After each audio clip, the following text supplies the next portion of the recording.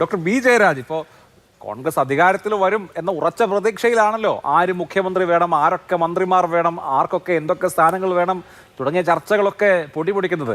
L D എഫിനെ സംബന്ധിച്ച് okay, മുഖ്യമന്ത്രി സ്ഥാനത്തെക്കുറിച്ച് മറ്റ് ചർച്ചകൾക്കൊന്നും പ്രസക്തിയില്ല. എൽ ഡി എഫ് ജയിച്ചാൽ പിണറായി വിജയൻ തന്നെയായിരിക്കും മുഖ്യമന്ത്രി. പക്ഷേ അപ്പുറത്ത് നടക്കുന്ന ഈ കോലാഹലങ്ങളൊക്കെ കണ്ടിട്ട് കേരളം യു ഡി എഫ് ഭരിക്കാൻ പോവുകയാണ് അടുത്ത 5 വർഷമെന്ന് തോന്നുന്നുണ്ടോ? ഇതിനകത്ത് ഇംഗ്ലീഷിലൊരു ചൊല്ലുണ്ട്, don't count the chickens before the hatch എന്ന് പറയും. അതായത് കോഴി അട വെച്ച് കഴിഞ്ഞാൽ ഉടനെ തന്നെ നമ്മൾ അതിൻ്റെ കോഴി കുഞ്ഞുങ്ങളെ എണ്ണാൻ പാടില്ല എന്ന് പറഞ്ഞ കണക്കല്ലേ. ഏപ്രിൽ 9-ാം തീയതി പെട്ടിയിലേക്ക് വീണ ഓട്ടാണ്. എൻ്റെ ഒരു കാൽക്കുലേഷൻ അനുസരിച്ച് ഇടതുപക്ഷ ജനാധിപത്യ മുന്നണി തന്നെ അധികാരത്തിൽ വരുമെന്നാണ്. അത് ഉറപ്പുള്ള കാര്യം തന്നെയാണ്, യാതൊരു സംശയവും അതിനകത്ത് വേണ്ട.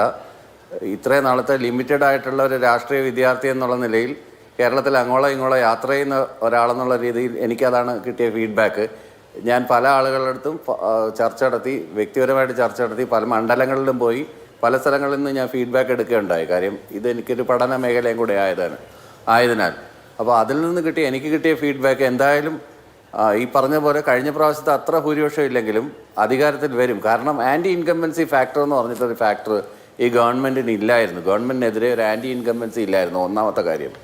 രണ്ടാമത്തെ കാര്യം എന്ന് പറഞ്ഞാൽ പിന്നെ നേതാവിനെ ആക്രമിച്ചുകൊണ്ട് ഒരു ആക്രമണം അഴിച്ചുവിടുകയുണ്ടായി. പിണറായി വിരുദ്ധർ അല്ലെങ്കിൽ പിണറായിസം എന്നൊക്കെ പറഞ്ഞിട്ട് കോൺഗ്രസ്സുകാർ കുറേ നാളുകൊണ്ട് പിന്നെ കനകോലു പഠിച്ച പണി 18 നോക്കി, എന്തെല്ലാം മാർഗങ്ങൾ അവലംബിച്ചു. പിന്നെ സോഷ്യൽ എഞ്ചിനീയറിംഗ് എന്ന് പറഞ്ഞിട്ട് ഓമന പേരിട്ട് വിളിച്ചിട്ട് സകല വർഗീയ കക്ഷികളുമായിട്ടും നീക്കുപോക്കുകൾ വരുത്താൻ ശ്രമിച്ചു, ബൈ ഹുക്ക് ഓർ ക്രൂക്ക്. ഇതെല്ലാം ജനങ്ങൾ കണ്ടുകൊണ്ടിരിക്കുകയല്ലേ, ജനങ്ങൾ ഇതൊക്കെ കണ്ടുകൊണ്ടിരിക്കുകയല്ലേ. ഇവിടെ തന്നെ ഞാൻ താമസിക്കുന്ന വട്ടിയൂർക്കാവിലാണ്, കൊല്ലക്കാരനാണെങ്കിലും. വട്ടിയൂർക്കാവിൽ കൊട്ടിക്കലാശം കഴിഞ്ഞതിന് ശേഷം അവിടെ ബി.ജെ.പിയുടെ ബൂത്തുകളിൽ ഒരൊറ്റ ആൾ പോലും ഇരിക്കാനില്ലായിരുന്നു എന്നുള്ളതാണ്. ഒരൊറ്റ മനുഷ്യനില്ലായിരുന്നു വോട്ടിടുന്നതിൻ്റെ അന്ന്. അവിടെ ഒരു ബൂത്തിൽ ബൂത്ത് ഏജൻറ്റ് പോലും ഏറ്റവും കൂടുതൽ ബി.ജെ.പി കോർപ്പറേഷൻ കൗൺസിലേഴ്സ് ഉള്ള വാർഡാണെന്നുള്ള കാര്യം ആലോചിക്കണം. ഒരാൾ പോലും ഇല്ലായിരുന്നു എന്നുള്ളതാണ്. എങ്ങനെയാണ് അവർ vanished into thin air ആണോ? അവർ അന്തരീക്ഷത്തിലോട്ട് അപ്രത്യക്ഷതായതാണോ? അതോ വായുവായിട്ട് പോയതാണോ? അത് അവരുടെ ആവേശം കെട്ടടങ്ങിയതാണോ? അപ്പോൾ ഇത്തരത്തിലുള്ള കൂട്ടുകച്ചവടങ്ങളൊക്കെ ധാരാളം അന്തർധാരകളൊക്കെ നടന്നിട്ടുണ്ടെങ്കിലും ആത്യന്തികമായി ജനം വിലയിരുത്താൻ പോകുന്നത്.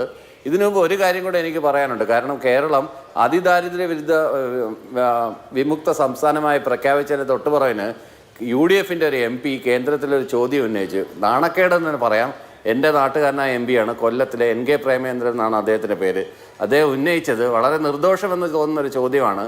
അതിദാരിദ്ര്യ മുക്തി ചെയ്തെങ്കിൽ ഈ റേഷനിങ് ഇതുപോലെ തുടരേണ്ടുന്ന കാര്യമുണ്ടോ, അല്ലെങ്കിൽ റേഷനിങ് അനുവദിക്കുമോ എന്ന് വെച്ചാൽ വേണമെങ്കിൽ റേഷൻ കൂടെ കട്ട് ചെയ്യട്ടെ എന്നുള്ള വ്യംഗ്യത്തിലുള്ള ചോദ്യം ചോദിച്ചവരാണ്. എപ്പോഴെല്ലാം കേന്ദ്രം നമ്മളെ ശ്വാസം മുട്ടിക്കുന്ന സമയത്തിനും അവിടെയെല്ലാം ഭാര്യ ചത്താലും വേണ്ടിയില്ല, മകൻ ചത്താലും വേണ്ടിയില്ല, മരുമകൾ സന്തോഷിക്കരുത് എന്നുള്ള ഒരൊറ്റ പോയിന്റ് അജണ്ടയായിട്ട് ബൈ ഹുക്ക് ഓർ ക്രൂക്ക് അധികാരത്തിൽ വരിക എന്നുള്ള അങ്ങേയറ്റം മ്ലേച്ഛമായ അങ്ങേയറ്റം വൃത്തികെട്ട തന്ത്രങ്ങളാണ് കോൺഗ്രസ് ഈ തെരഞ്ഞെടുപ്പിൽ